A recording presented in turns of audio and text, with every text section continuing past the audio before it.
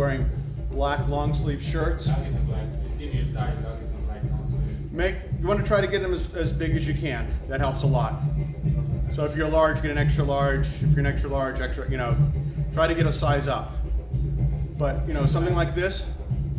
If you need black long sleeve. Oh no, I gotta change the right arms to be all black. Right. I think like black gloves too. Yeah, if you have black gloves, I'm going to be looking into getting some black gloves. I've been trying to find some lately. I haven't been able to find any, so probably see if I can get any online. So yeah, so it's almost like I'm talking to my son or something. Like you don't have to be like too far down, but like even when the scenes when they are walking down the street, like I've seen shows where it's like the puppets are part people. Yeah, and that's how it is. It's not gonna be like you're not gonna get them like and see eye to eye to them and all that. Right. Because all that plays exactly. against how they're looked down upon. You know what I mean? And if and if we need to, I can get down here, and it's even. So you can see how to frame it in like that. Okay, that looks good. But my question is, like, whatever it is, it has to be consistent for that. Whatever you decide on how the interaction is going, how the height is going to be. It has to be like that throughout. I'm sorry. The height, like if he decides. I understand what you're saying. If the height is going to be, if his head is going to be 3 feet off the ground, it needs to always be as close to 3 feet off the ground as we can.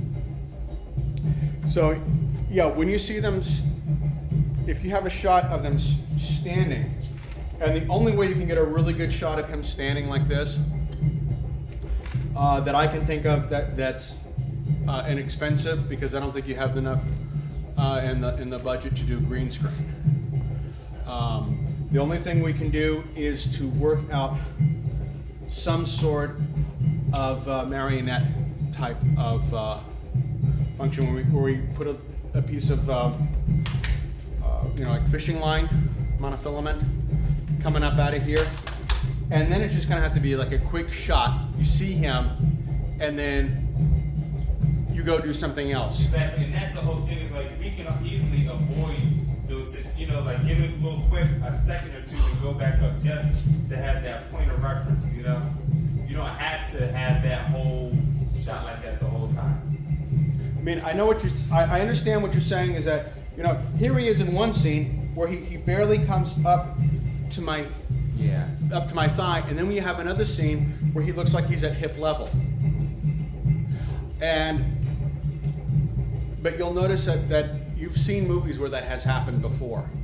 If you've seen a lot of puppet movies, you've seen them where their level changes. Now, if you want to put a little feature in there to make it so that it seems more consistent, it seems more believable, we can pretend that they're always climbing onto a box to get up as high as they are.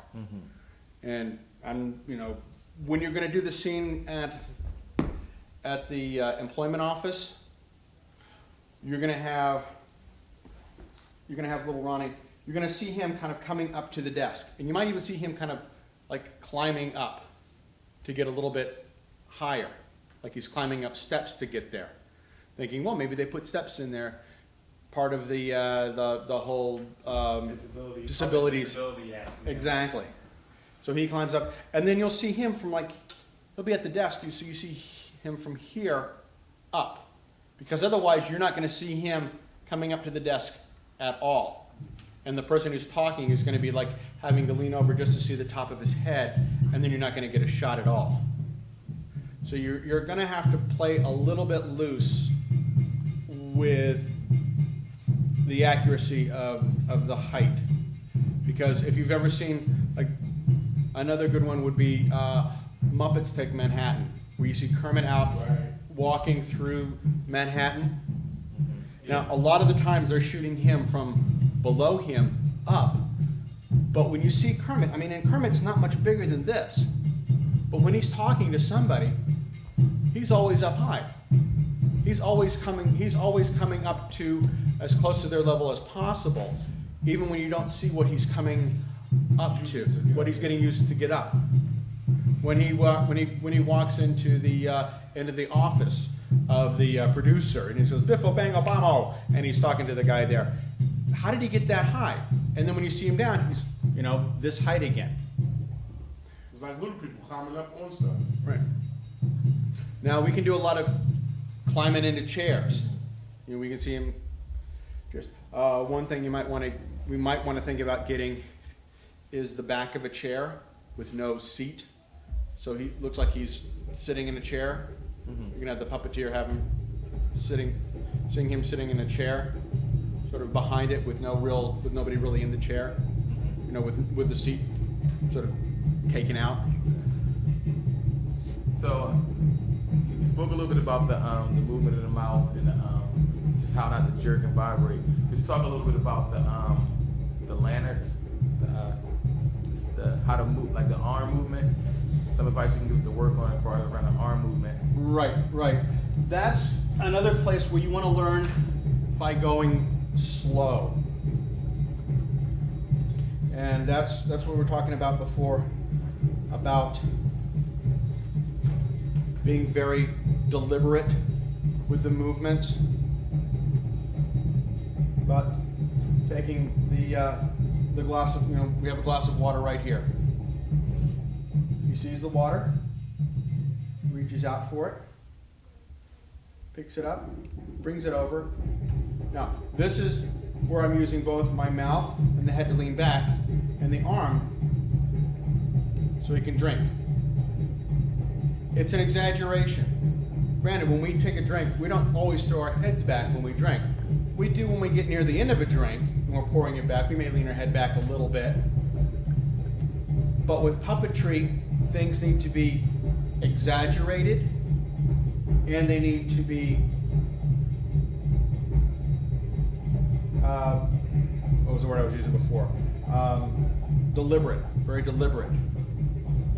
You need to break the movements down. So it's sees the glass, reaches for it, picks it up, drinks, stops drinking, stretches out, putting it down, still looking at the glass, and we're done. And that's all done by breaking up the movements to make it look, because if he does one of these, it may look a tad bit more natural, but it's harder for the audience to pick up. It shouldn't be too difficult once you start playing with the puppet, once you start practicing with it, to be able to get the arm movements that you need for the expressions such as the surprise, I can't believe they just did that, the disgust,